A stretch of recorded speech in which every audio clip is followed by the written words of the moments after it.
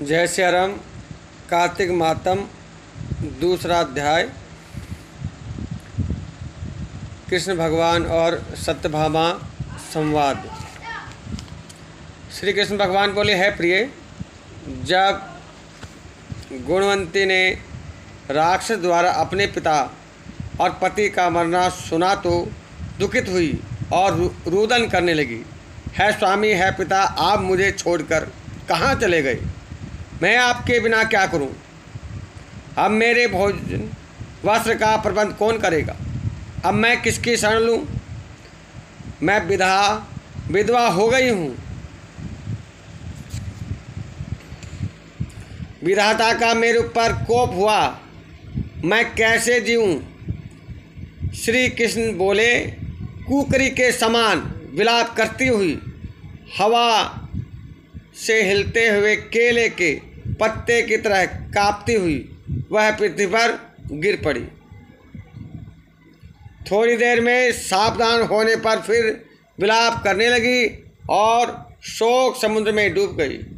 उस गुणवंती के ने घर की सब वस्तुएं बेचकर यथा विधि से अपने पति की पारलौकिक क्रिया की और उसी नगरी में विष्णु भगवान की भक्ति में तत्पर होकर इंद्रियों को वश में कर शांति से रहने लगी और मरण तक एकादशी और कार्तिक मास में व्रत आदि करती रही। है प्रिय, यह दोनों व्रत मुझे अत्यंत प्यारे हैं, जिनके करने से भोग और मोक्ष की प्राप्ति होती है, पुत्र और संपत्ति मिलती है। कार्तिक की तुला राशि पर सूर्य निकलने पर महापापी जो भी प्रातः काल स्नान करते हैं वे भी मुक्ति को प्राप्त होते हैं। जो मनुष्य स्नान, जागरण, दीपदान और तुलसी का पालन करते हैं वे विष्णु के रूप हैं। श्री विष्णु भगवान के मंदिर में झाड़ू लगाना, सतिया काटना तथा विष्णु की पूजा आदि का कार्य जो मनुष्य करते हैं वह जीवन मुक्त होते हैं। इस प्रकार वह गुणवंती हरेक वर्ष कार्तिक व्रत को विष्णु भगवान का नित्य पूजन करती रही। एक समय वृद्धावस्था के कारण दुर्बल होने से, रोग और ज्वर से पीड़ित होने पर भी गंगा स्नान को गई। जो ही पानी में उतरी जाड़े के मारे कांपने लगी। उसी समय गुणवंती ने आकाश से आता हुआ विमान देखा।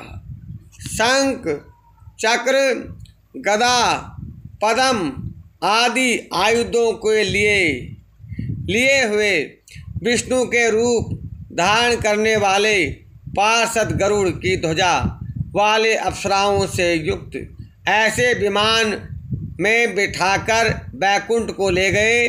प्रदीप अग्नि के समान कांति वाली गुणवंती विमान में बैठी हुई कार्तिक व्रत के प्रभाव से मेरे पास आ गई। जब ब्रह्मादि देवताओं की प्रार्थना से मैं पृथ्वी पर आया तब वे गण भी मेरे साथ आए।